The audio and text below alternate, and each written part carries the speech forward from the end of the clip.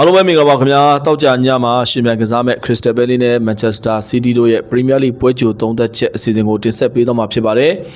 ဒီညပွဲစဉ်မှာ Crystal Palace က Manchester City ကိုဘလို့အပိုင်းတွေမှာဒုက္ခပေးနိုင်မလဲ Manchester City ကရော Palace နဲ့ Premier League ပွဲစဉ်တွေမှာရလဒ်ကောင်းတွေရှိတဲ့အစဉ်လာကောင်းတစ်ခုကိုဆက်ပြီးထိန်းနိုင်မလားနောက်တဲ့ဟာလန်လည်းကိုပေါ့ပြန်တွေ့နိုင်ခြေရှိသလားစသဖြင့်ဒီအကြောင်းပါလေးတွေကိုအခုအစီအစဉ်မှာသုံးသက်တင်ဆက်ပေးတော့မှာဖြစ်ပါတယ်ခင်ဗျာပုံမှန်တော့ဒါ Palace က City နဲ့ Premier League ပွဲစဉ်တွေမှာဆိုရင်ရလအရန်ကြီးကောင်းတတ်တဲ့အသင်းမျိုးတော့မဟုတ်ဘူးပေါ့နော်Manchester City ကိုဒုက္ခပေးနိုင်လေးရှိတဲ့အသင်းမျိုးတော့မဟုတ်ဘူး Palace ဒုက္ခပေးတတ်တဲ့အသင်းမျိုးဆိုရင်ဥပမာကျွန်တော်ဒါ Manchester United ဆိုရင်ဒါဒီဘက်နှစ်တွေထဲမှာ Palace ကဒုက္ခပေးနိုင်ခဲ့တယ်ပေါ့နော်ပြီးခဲ့တဲ့နှစ်ကတော့ United ကိုသူတို့ရှုံးခဲ့ပြီးမဲ့အဲ့မတိုင်ခင်နှစ်တွေမှာဆိုရင်Palace က United စီကနေ Premier League အမှတ်တွေယူနိုင်လေးရှိတယ်နောက်ပိုင်းဒါ Liverpool နဲ့တွေ့တဲ့ပွဲစဉ်တွေမှာဆိုရင်လည်းဒါ Palace ကအရလကောင်းလေးတွေပြန်ယူလာတတ်တယ်ပေါ့နော် City နဲ့တွေ့တဲ့ပွဲအများစုမှာတော့Palace ကတိတ်ပြောမှရလမကောင်းဘူးဒါ Premier League တည်တန်းကြည့်မယ်ဆိုရင် Salzburg မှာကစားတဲ့ Manchester City နဲ့နောက်ဆုံးဆက်ပွဲမှာ Palace က3မှတ်ပဲယူနိုင်ခဲ့တယ် Manchester City ကအဲ့ဒီဆက်ပွဲမှာ20နဲ့မှ4မှတ်ထိယူနိုင်ခဲ့တယ်ပေါ့နော်City ကဒီနီးပြ Pellegrini လက်ထက်နောက်ပိုင်း Palace ကွင်းကိုတွားကစားတဲ့ဒါနောက်ဆုံးဆက်ပွဲမှာဆိုရင်တပွဲမှမရှုံးခဲ့တဲ့ record တစ်ခုကိုပိုင်ဆိုင်ခဲ့တယ်ဒါပေမဲ့အခုလက်ရှိကတော့နှစ်သင်းလုံးကနီးပြအပြောင်းလဲရေးလုပ်ထားတဲ့အသွင်ကူးပြောင်းရေးကာလကိုဖျက်ဆီးနေရတယ်အထူးဖြင့်ဒါ Manchester City ပေါ့နော် City က Guardiola နဲ့အတူအောင်မြင်မှုတွေအများကြီးယူခဲ့ပြီးနောက်ပိုင်းမှာ Enzo Maresca ကိုတာဝန်ပေးထားတဲ့နီးပြအပြောင်းလဲဖြစ်တဲ့အပြင်Guardiola လက်ထက်အဓိကကစားသမားတချို့လည်းအသင်းပြောင်းသွားကြပြီပေါ့နော်အသင်းရဲ့အထိုင်ထဲမှာဆိုရင် Ruben Dias တို့ Javadio တို့ Haaland တို့နောက်တဲ့ Foden တို့ဒီလိုကစားသမားတွေရှိသေးပေမဲ့ Rodri လိုကစားသမားနောက်တဲ့ Bernardo Silva လိုကစားသမားဒီကစားသမားမျိုးတွေမရှိတော့တာကလည်း City ကိုကျွန်တော်တို့ဒါစောင့်ကြည့်ရမယ့်အစိတ်ပိုင်းတွေဖြစ်နေတယ် Crystal Palace ကလည်းနီးပြပြောင်းလဲလုပ်ထားတယ် Manchester City နဲ့မတူတာကတော့ Crystal Palace ကနီးပြပြောင်းလဲလုပ်ထားပေမဲ့ Crystal လက်ထက်ကဒီကစားကွက်အထိုင်တိုင်းပဲဆက်ပြီးမှသွားနေတယ်3-4-2-1 3-4-1-2 စသဖြင့်ဒီတိုက်စစ်ကိုလင်းတင်လို့လည်းပြောင်းလို့ပြီးတော့မှ3 back ပုံစံနဲ့ပဲဆက်ပြီးတော့မှသွားတယ်Enzo Maresca ကတော့ဒီ Guardiola ခြံခဲ့တဲ့အသင်းကိုတူနီးတူဟန်နဲ့ပြန်ပြီးမှအသစ်တီဆောက်နေတဲ့ပုံစံတွေကိုကျွန်တော်တို့ဒါမြင်ရတယ်ဒီတော့အရင်နှစ်တွေက Manchester City ဟာ Crystal Palace နဲ့ Premier League ပွဲစဉ်တွေမှာရလကောင်းတွေယူနိုင်ခဲ့ပေမဲ့အခုကကျတော့ဒါမတူညီတဲ့စိန်ခေါ်မှုတွေနဲ့တူ Enzo Maresca ကိုလည်းကျွန်တော်ဒါထပ်ကြည့်ရမယ်သူ့ရဲ့လက်ထက်မှာ City ရောနောက်ထပ်ဘယ်လောက်ထိတိုးတက်လာတယ်လဲဆိုတာကိုဒီပွဲမှာလည်းကျွန်တော်ဒါထပ်ကြည့်ရမယ် Crystal Palace က Premier League အဖွင့်ပွဲစဉ်မှာ Everton ကိုသူတို့ 2-0 နဲ့ရှုံးခဲ့ပေမဲ့ခြေစွမ်းအဲ့လောက်ထိမညံ့ဘူးအဆုံးသက်ပိုင်းလေးတော့အားနေတယ် Big chance ဆိုရင်ဒါ4ချိန်လောက်ရတယ်ဂိုးကန်သွင်းချက်တွေကန်ခီတာပေါ့နော်ကန်ချက်တွေတိုင်ထိပြီးတော့မှဒါဂိုးမဝင်ခဲ့လို့ဒါခြေပါကူမရခဲ့တာတကယ်ဆိုတော့ Crystal Palace တိုက်စစ်ကစားရလီကောင်းတယ်အရင်နီးပြ Gresner လက်ထက်ကတဲ့ပူကောင်းလာနိုင်တဲ့အပိုင်းတွေပေါ့နော်ဒါပူကောင်းလာတဲ့လို့တော့ကျွန်တော်မပြောချင်ပါဘူးပူကောင်းလာနိုင်တဲ့အပိုင်းလေးတွေဆိုရင်ဒီ present intensity အားကောင်းလာနိုင်တယ် Everton နဲ့ပွဲတော့ကCrystal Palace ရဲ့ PPTA က Brighton ပြီးရင်ပွဲစစ်တင်မှာဒုတိယအကောင်းဆုံးဖြစ်ခဲ့တယ်ကျွန်တော်ဒါ Everton ရဲ့ဒီ passing sequence 9ချိန်လောက်ရှိတာနဲ့ဒါပြပြအနေနဲ့ပြောတာပါပြပြအနေနဲ့ဆိုရင် Everton ရဲ့ဒီ passing sequence 9ချိန်လောက်မှာ Crystal Palace ကဘောလုံးရအောင်လှုပ်ယူနိုင်တယ်ဆိုတာကိုကျွန်တော်ဒါတွေ့ရတယ် PPTA 6.90 ရှိခဲ့တယ်နောက်ထပ်ဒါ turnover ဆိုရင်လည်းဒါ Everton ရဲ့ဒီကွင်းမဲ့ချမ်းမှာ Crystal Palace က turnover တွေပြန်ရတာ15ချိန်sorry ဟုတ်တယ်15ချိန်လောက်ထိရှိတယ်ဒါလည်း Brighton ပြီးရင်ဒီ turnover အများဆုံးယူနိုင်ခဲ့တဲ့အသင်းဖြစ် Crystal Palace က Premier League ပွဲစဉ်တင်မှာမှတ်တမ်းဝင်ခဲ့တယ် data တွေအပြင်ကျွန်တော်ဒါကစားပုံကြည့်လိုက်တော့လေတော်တော်လေးကိုအသေးအတန်လိုက်ပြီးမှလူနိုင်စွမ်းရှိတယ်ပေါ့နော် Ankidia ပါလာတာကြောင့်လည်း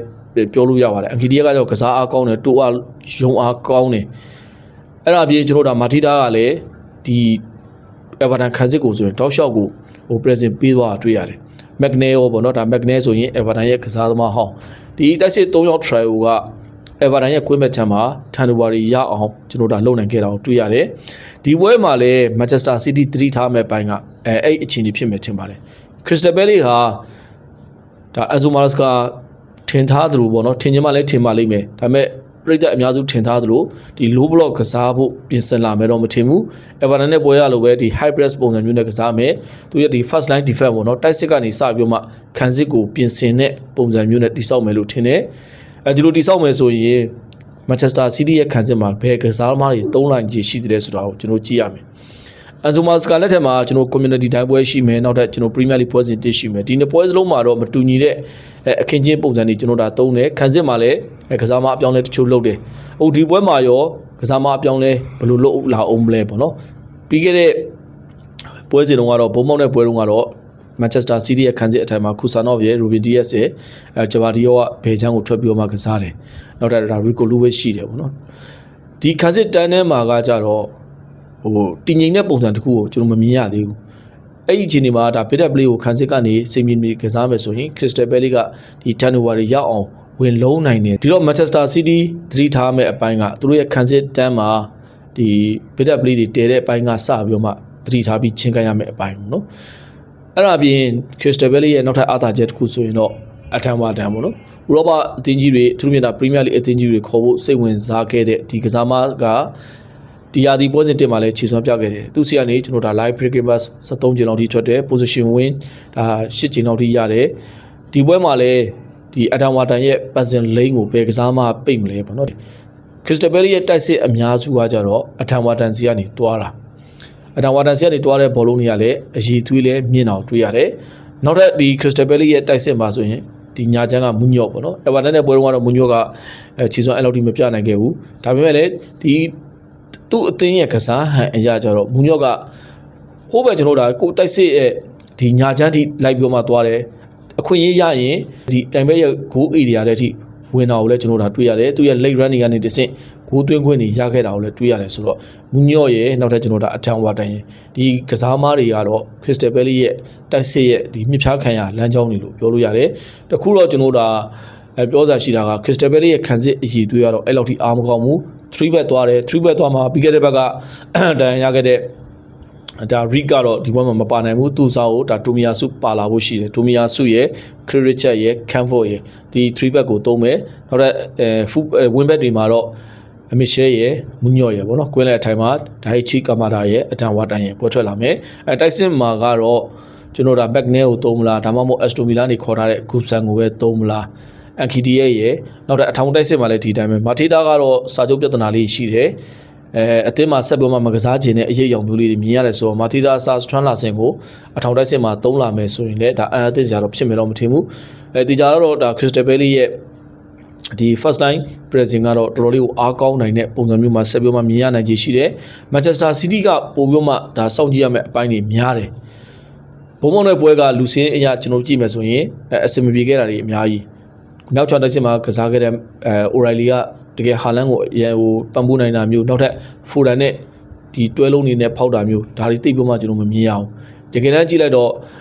စီမန်ညိုကလည်းဒီဘုံမောင်တဲ့ပွဲမှာဆိုရင်ဟိုသူတယောက်တည်းလုံးလေးဖြစ်နေတာမျိုးပေါ့နော်သူဆီကနေဘောလုံးလည်းအဲ့လောက်ထိမထွက်ဘူ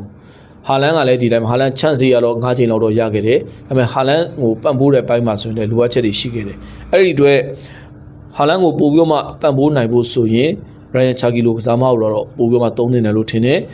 ရိုင်ယန်ချာကီကဒီပြိုင်ဘက်ရဲ့ဒီခံစစ်တန်းနဲ့ကွင်းလယ်လိုင်းကြားထဲမှာနေရာချင်းချင်းလေးရှိနေမယ်အဲ့ချင်းချင်းလေးလည်းမှာအများကြီးလှုပ်ရှားနိုင်တယ်အဓိကတော့သူကဘောစကီကောင်းတာကိုဘောလုံးနိုင်တယ်ကိုချီထဲမှာဟိုဘောလုံးမြဲတယ်ဆိုတဲ့ကစားမဖြစ်တဲ့အတွက်ဂျင်းတဲ့ချက်ထဲမှာကောင်းကောင်းလှည့်ပတ်ပြီးမှကစားနိုင်တယ်နောက်ဆုံးဒီဘုံမောင်းတဲ့ပွဲတုန်းကဒါဂျဘာဒီယောတွင်းသွားတဲ့ဂိုးဆိုရင်တကယ်ဂျင်းတဲ့ချက်ထဲကနေခင်းပေးလိုက်တဲ့ဘောလုံးအရေးသွေးလဲတော်တော်လေးကိုအားကောင်းတာကိုတွေ့ရတဲ့အတွက်ရိုင်ယန်ချာကီကိုသုံးရင်တော့မန်ချက်စတာစီးတီးရဲ့တိုက်စစ်မှာဒါအားကောင်းနိုင်တဲ့ပုံစံမျိုးတွေပေါ့လေဟာလန်အတွက်လည်းပို့ပြီးမ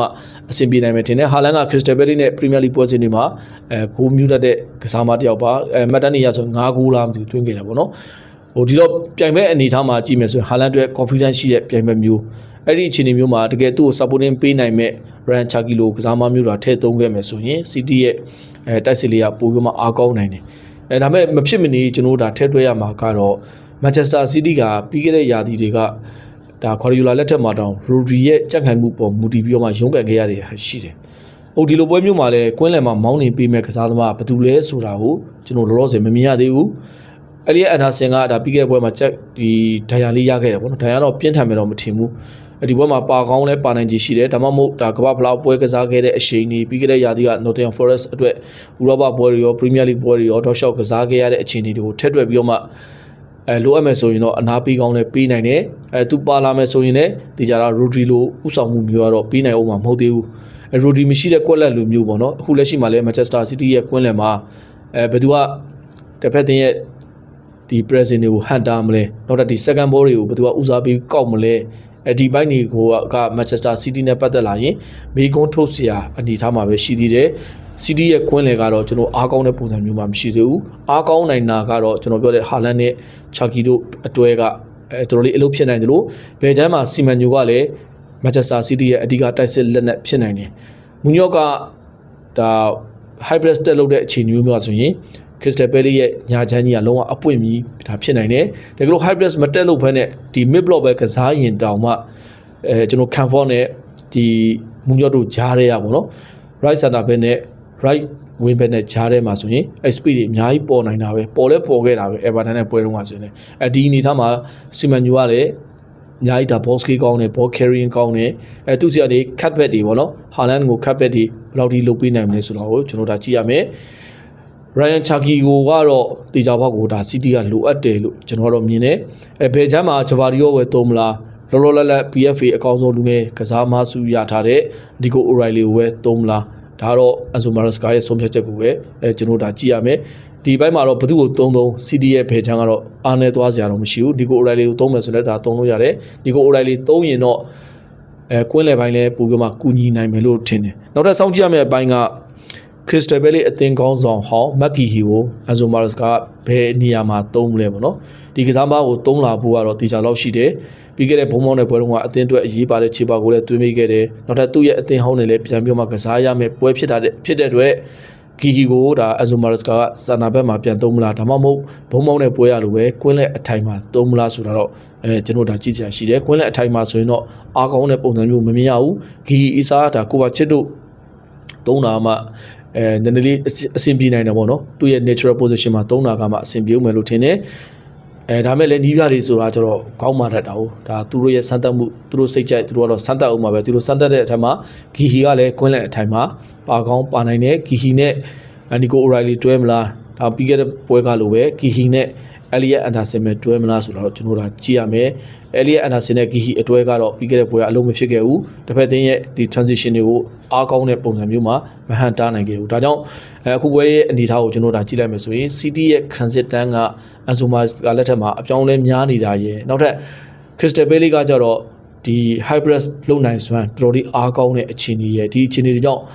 Palace ကိုခိုးပေးရနိုင်တယ်လို့ကျွန်တော်တို့ထင်တယ် Palace ကပြီးခဲ့တဲ့ပွဲကဆိုရင် Open Play ကနေတစ်ဆင့်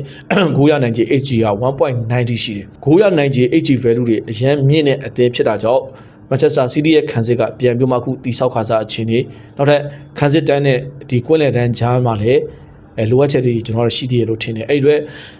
Crystal Palace ဒီသူတို့ရဲ့ယာတီအဖွင့်အိမ်ကွင်းပွဲစဉ်မှာဂိုးရနိုင်တယ်တစ်ပတ်မှာဟာလန်နဲ့ဒီRyan Cherki တို့တွဲလာမယ်ဆိုရင်လည်း Crystal Palace ရဲ့ခံစစ်ကဟန်တာနိုင်ဖို့မလွယ်ဘူးဒီတော့နှစ်သင်းလုံးအပြန်အလှန်ဂိုးရနိုင်တယ် CD အတွက်ကထင်ထားတဲ့ကိုပို့ပြီးမှခက်ခဲနိုင်တယ်အထူးသဖြင့်ကျွန်တော်ဒါ Crystal Palace ရဲ့ကစားအားဒီ pressing intensity တွေကြောင့်ဘယ်လိုပြောမလဲထင်သားတော့ထိမလွယ်နိုင်ဘူးပေါ့နော်အဲ့တော့ CD နိုင်ခဲ့မယ်ဆိုရင် 2-1 ဆိုတဲ့ရလဒ်မျိုးဖြစ်နိုင်တယ်တကယ်လို့တီကျသွားခဲ့ရင်လည်းအန်တင်းစရာဖြစ်မယ်တော့မထင်ဘူးအဓိကတော့နှစ်သင်းလုံးကတော့အနည်းဆုံးတစ်ကိုးစီလောက်စီတော့ရနိုင်ကြရှိတဲ့ပွဲဖြစ်ကျွန်တော်တို့မြင်တယ်ဒီညဘယ်လိုရလဒ်ထွက်မလဲဆိုတာတော့စောင့်ကြည့်ကြအောင်ပါကျွန်တော်ရဲ့ပွဲချုပ်သုံးသက်ချက်အစီအစဉ်ကိုကြည့်ရှုကြတဲ့ပရိသတ်တွေအားလုံးကိုလည်းကျေးဇူးထူးပဲတင်ရှိပါတယ်ခင်ဗျ